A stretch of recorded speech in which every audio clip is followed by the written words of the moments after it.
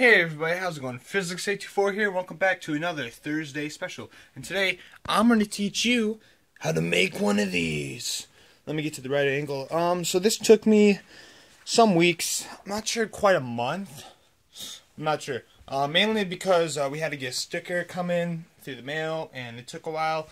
But today, you will get to learn how to do it with a lot of hard work. But hey, it certainly pays off. Also, I made this, which that was kind of a bonus thing. I guess I'll explain it later. So let's go to the garage. All right, so here we are in the garage.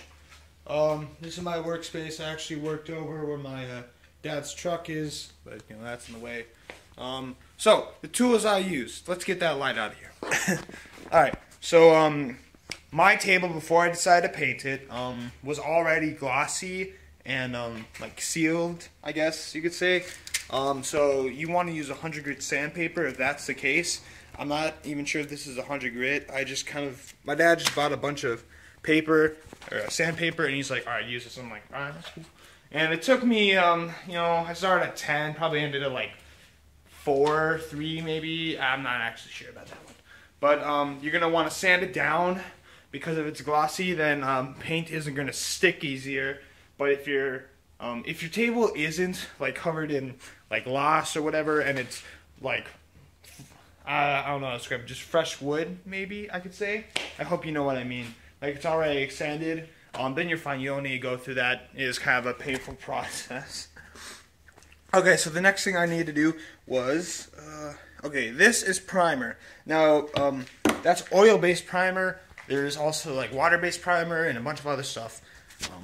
So what that does is you put it on after you're done sanding, and it helps the paint stick better. I would recommend getting the primer in a color opposite of what you want your table to be.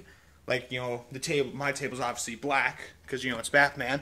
So I got some white primer, and I put like 2 coats on there, you know, and that was good enough. All right. So after that, your next step is to put on the paint. So we have this big old black paint that leaked over the side a bunch, and yeah, so I, you know, did a few, like 3-4 layers or coats of black paint. I mean, it's as simple as that. It's the body.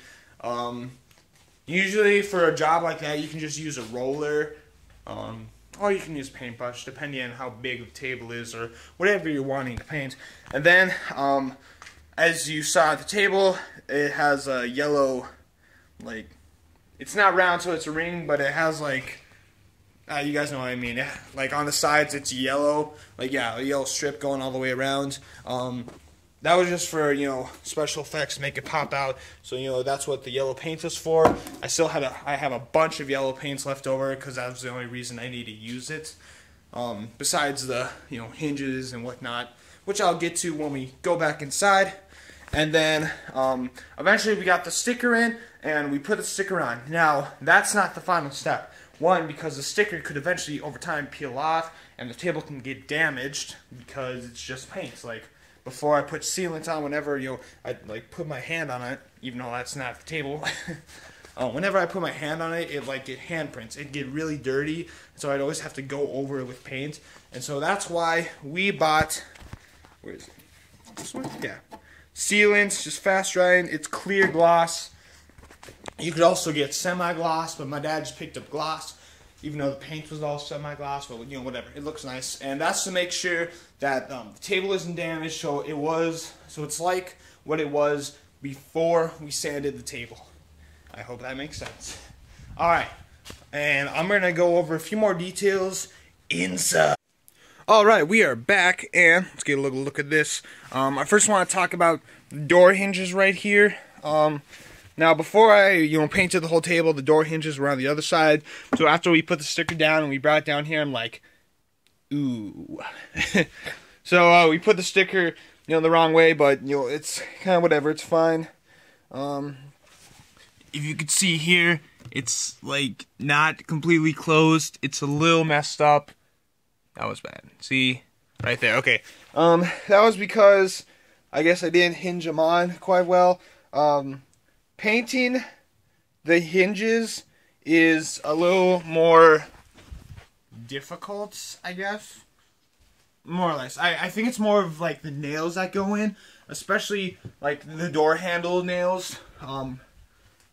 I kind of shouldn't have painted those because then they were harder to get in, and it just like makes everything more like thicker because it has layers of paint on it.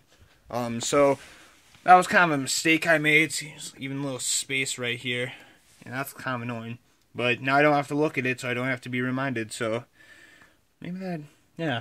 Okay, so obviously it's black. There's gonna be a lot of cat hair on it. I just brushed a bunch off before, I started this episode. See all that gloss? It's very nice. Even though I would have liked semi-gloss, it's fine. It's fine. I'm so glad I did this. Now, this thing right here, not the cup, but this. I got this big old sticker. I guess you could also paint it on, but the sticker is easier.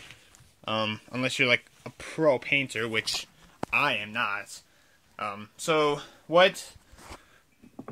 Just put that down. I just wanted one of these, just so like I could put cups on here without it being damaged.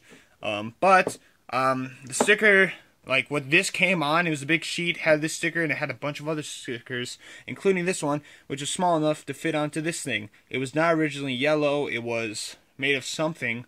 I'm not sure, like maybe some kind of stone. But I did not need to sand it, so really all I had to do was just paint it. I could have put on primer, but I kind of just skipped over that, and I just put some coats of yellow paint on it, and then I put on the sticker, and then like some layers of sealant, and now this can finally match with the table, and it's all good. So, that's, my friends, is how you make a Batman table, or any other table. I guess you want to make a Green Lantern. You could paint it, well, I don't know how you'd paint it. Maybe black and green. That'd be cool. Maybe in some time, I would like to take this and do some more handiwork with that. But that's a project for another day. So, thank you guys all so much for watching. I hope you enjoyed the video. Maybe you can make one of your own. I'm talking about the table, not videos. Although, if you want to make videos, go ahead. It's quite fun, actually. So, if you do make one of these, or you want more help on it, please message me, Instagram, Twitter, in the comments below. So, thank you guys all so much for watching. I'll see you in the next video. Peace.